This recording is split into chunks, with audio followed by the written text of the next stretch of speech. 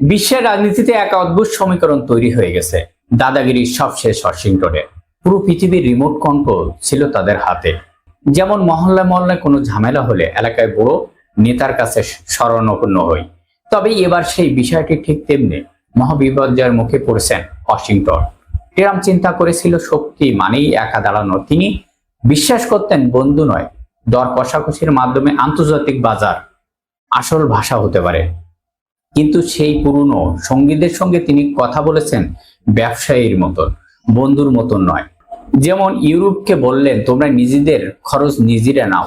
হিসাবের খাতায় জলবায়ু চুক্তি থেকে বেরিয়ে এসে এবার সারা পৃথিবীকে জানান দিলেন আমেরিকা। আর এই বিষয়টিকে কঠিন লাগলেও এর ভিতরে ধীরে ধীরে জন্ম নিতে লাগলো দূরত্ব। জীবনে আমেরিকা অনেক যুদ্ধ করেছেন, কিন্তু এবার ব্যতিক্রম কিছু দেখালেন। অনেক শত্রু তৈরি হয়েছেন, কিন্তু একা হয়ে পড়েননি কখনোই। এমনকি দ্বিতীয় বিশ্বযুদ্ধের পর পৃথিবীর মানচিত্র আমেরিকার শক্তি শুধু তার অস্ত্র বা অর্থনীতির জন্য ছিল না, ছিল তার বন্ধুদের জন্য। যেমন লন্ডন, প্যারিস, টোকিও সব মিলিয়ে অদৃশ্য জাল আটকে ছিল, যার কেন্দ্রবিন্দু ছিল ওয়াশিংটন। কিন্তু এবার ট্রাম্প এসেই সেই আটকা জালের সুতো একে একে টানতে শুরু করলেন।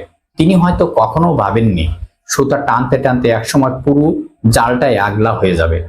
সঙ্গীরা হঠাৎ আমেরিকার বিরুদ্ধে দাঁড়ায়নি, তারা শুধু একটু একটু করে দূরে সরে গেছে।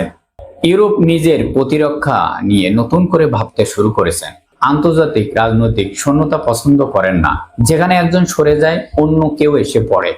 আর এই সুযোগটা সবচেয়ে নীরবে কাজে লাগিয়েছিলেন চীন। কোনো উচ্চস্বরে ঘোষণা দেননি, বরং তারা অপেক্ষা করেছিল, ধীরে ধীরে সুযোগের অপেক্ষায় ছিল।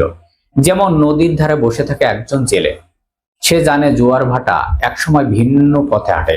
সেটাই ঘটেছে এবার। যখন আমেরিকার বাণিজ্য যুদ্ধ শুরু করলো, তখন অনেক দেশ বিকল্প বাজার খুঁজতে শুরু করলো।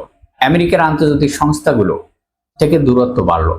তখন চীন সেখান থেকে নিজের উপস্থিত শক্তিকে বাড়ানো রাজনীতির ইতিহাস করলো। বড় পরিবর্তনগুলো প্রায় যুদ্ধ দিয়ে নয়, বিশ্বাসের পরিবর্তন দিয়ে ঘটে। সুতরাং ট্রাম্প শক্তি পরিদর্শন করতে গিয়ে বিশ্বাসের জায়গাটা ভাটা পড়ে। আর এই বিশ্বাস একবার ভেঙে গেলে সেটি আর কখনো জোড়া লাগে না। চীনের জন্য যেন অপ্রত্যাশিত উপহার। তারা দেখিয়ে দিল এশিয়া বিনিয়োগ সবখানে এখন ধীরে ধীরে চীনের হাতে আসতে শুরু করেছেন। ট্রাম্প চীনকে থামাতে চেয়েছিলেন, কিন্তু পারেননি।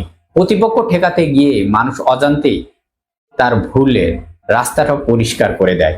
এখন একটি মজার বিষয় বলি দর্শক, সাম্রাজ্যগুলো সাধারণত বাইরে থেকে আঘাতে ভাঙে না, বরং ভিতরে নিজেদের সিদ্ধান্তের কারণে ভাঙে। রোম একদিন শক্তির অহংকারে ক্লান্ত হয়ে পড়েছিল। ব্রিটিশ সাম্রাজ্য বুঝতে পারেনি কখন সূর্য অস্ত যেতে শুরু করেছেন। আমেরিকার ক্ষেত্রেও একই প্রশ্ন, এটা কি পতন শুরু, নাকি শুধু একটি অস্থায়ী পথ হারা? আজ যারা প্রভাবশালী, কাল হয়তো তারা পথের ফকির।